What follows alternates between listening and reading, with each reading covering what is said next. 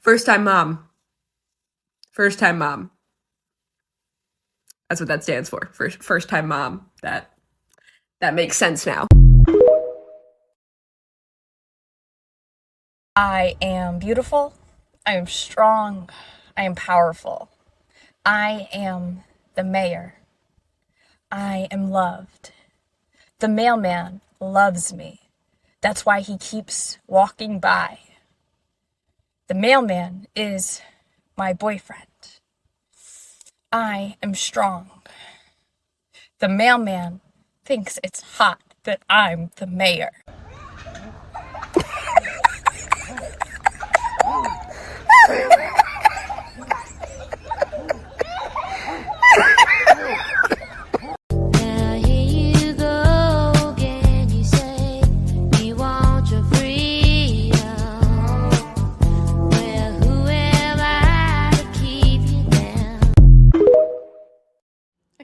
They made human kibble. I'm not always in the mood to meal prep for the week. It would be really nice to have some brown circles that were just evenly infused with protein, fat, and carbs, and essential vitamins and minerals for my health. They didn't need to make mud water. They needed to make human kibble. That's what I want. Okay. So because you didn't wear your mask. But I feel like getting closer. Okay. It's not good. Close your mouth. Wear a mask. Do you read English? Do you read English? No, I'm actually. You don't read, right? Don't read any English. Okay, you don't read English. Then you should go back to your country, man. I don't know where you're from. Is this a joke right now? No. Dora, are you just gonna let your dad say this to me? So what? Do you know how you guys have been treating me lately? I'm not talking to you guys about anything. Huh? So what? So go back to my country. Huh? I don't know. You see, you don't know English. I'm from Hong Kong. I know English. Sir, come on. Come on, what? You don't know who I am. Then, come on. Sir, Show me. Show me who you are. I'm nervous. Are you gonna get your husband, ma'am? Because he's yelling at me, trying to get me. Did I get? Yeah, beat me. I'm Come on! I'm so scared. I'm scared. I'm not gonna fight you. This is. No, I'm scared. This is enough. I'm scared. So this is probably going to make you mad. If you're a guy in your 20s and you don't have a Lamborghini, you should actually sit down and have like a serious discussion with yourself as to why you don't have a Lambo. Yep. Because I realize now that it's so incredibly easy and there's so much money out there. 200 grand is chump change. Joke's on you, buddy. I don't need a Lambo to show everyone I'm insecure. And I'm about to blow your mind. Are you ready for this? I am super duper psychic, and I am predicting that he is selling a course that claims it's going to help you get rich. Oh, look at that. There it is. Only $797. And I'm not picking on this guy specifically. He's whatever. But it's that these finance influencer bros are predictably the same. Always selling a course on drop shipping or NFTs or whatever the flavor of the month is to get you to pay money for their advice. But here's what they're not telling you in these courses. It's vaguely a pyramid scheme, and they're at the top of the pyramid. And the flashier they are, the more full of shit they are. No one ever got rich off someone else's get-rich-quick course. So I seen this tweet that says Dr. Dre doesn't get the credit he deserves for bridging the gap between generations with the samples that he used on the Chronic. Let's get into some of the samples he used on the Chronic and what made it so special. Well, let's start with the classic Ain't Nothing But a G-Thing. Dr. Dre actually sampled Leon Haywood's song I Want to Do Something Freaky to You. The next song, Dre Day actually sampled 5 different songs, one being the classic George Clinton's Atomic Dog. The song also samples Funkadelic's Knee Deep, but they slowed it down for the beat. Boy, was it neat, yeah. One of my favorite songs on the album, Let Me Ride, was also sampled from Parliament.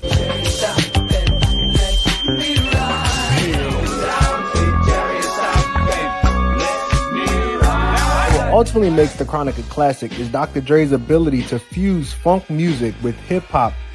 Groups like Parliament, Funkadelic, P-Funk were the foundation for this album. Can you believe when Dr. Dre brought The Chronic to several labels, they turned him down? But he kept pushing and inked a deal with Interscope. And 30 years later, The Chronic is still here. I want to live in a society like the one that my grandfather lived in. And I tell people this all the time. I never saw my grandfather cry a day in his life, even when I knew he was positively destroyed and heartbroken when we lost my grandmother, surprisingly, right? A woman that he was married to from the time that he was 17, the woman that he dedicated his entire life to and built his entire life around. My grandfather did not cry at her funeral. He was one of those men that believed that no matter what you were going through, you let it burn in your chest, right? And a lot of men don't like that now. Men don't know. Men need to be vulnerable. You actually don't need to be vulnerable in public. You don't need to be vulnerable in public. We need to see examples of strength everywhere. Strong women and strong men. And of course, we all assume that you have moments of vulnerability. We all do. All I'm saying is that we don't want to hear about it. Stop. Button it up. Let it burn in your chest. Yes. Please tell everybody how you feel while telling everybody not to tell anybody how they feel.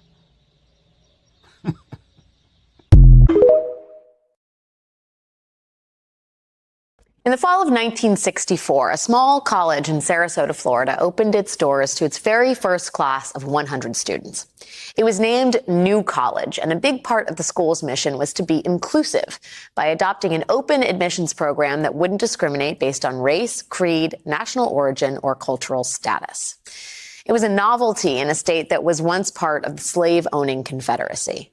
Today, New College of Florida ranks number 3 in the Princeton Review of public colleges and universities that make an impact in the community.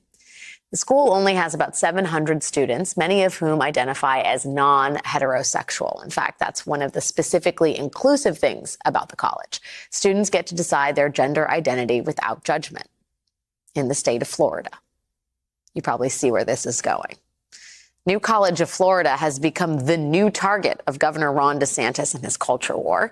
He thinks that because the school is funded by state taxpayers, the school ought to have a conservative identity, a conservative Christian identity, which is not what it has had or has ever had.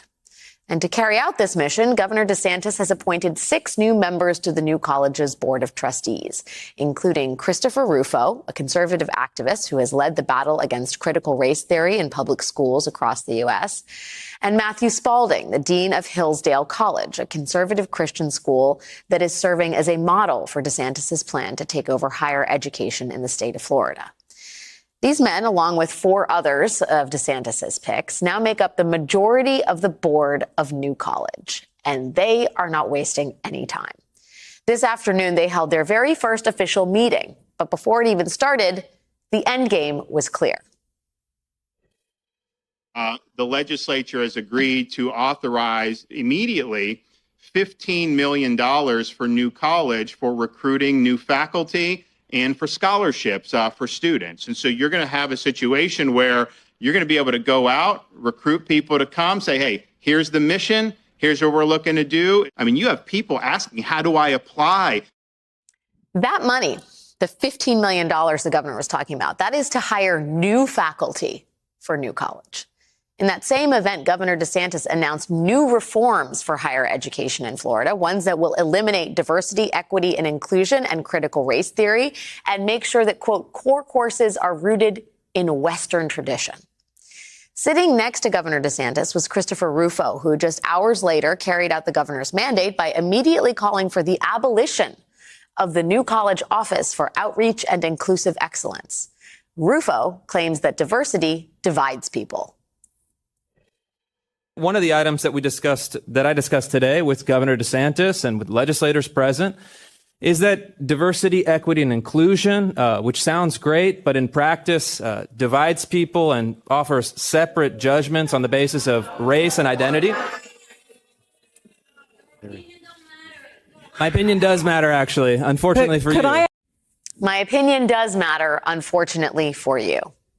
Christopher Rufo is right. He is now part of a conservative majority taking over New College of Florida. And while there is resistance in the form of rallies and in protests, Rufo and his conservative cohort now have the power to make immediate change.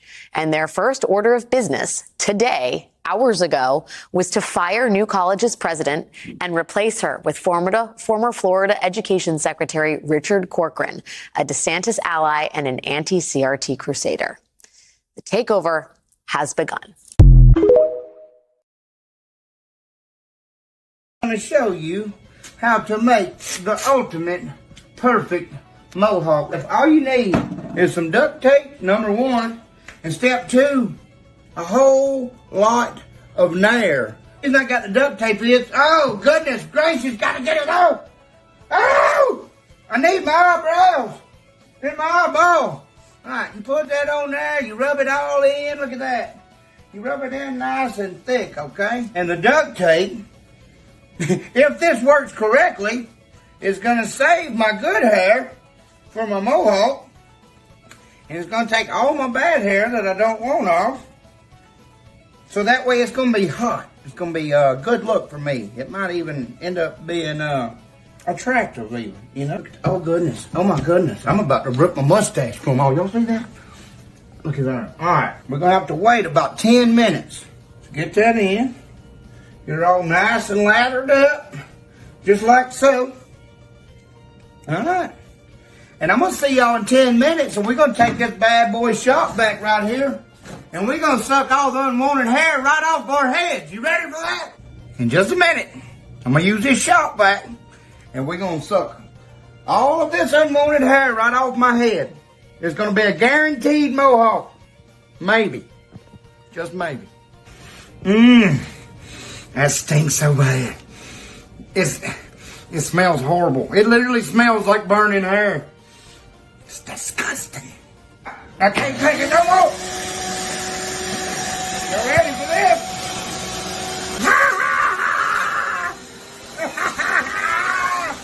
I told you. I told you. Nobody want to listen. Look at that. I told you so. Perfect mohawk. 101. Look at that. Look at that. Look at that right there. Man. Now that looks good.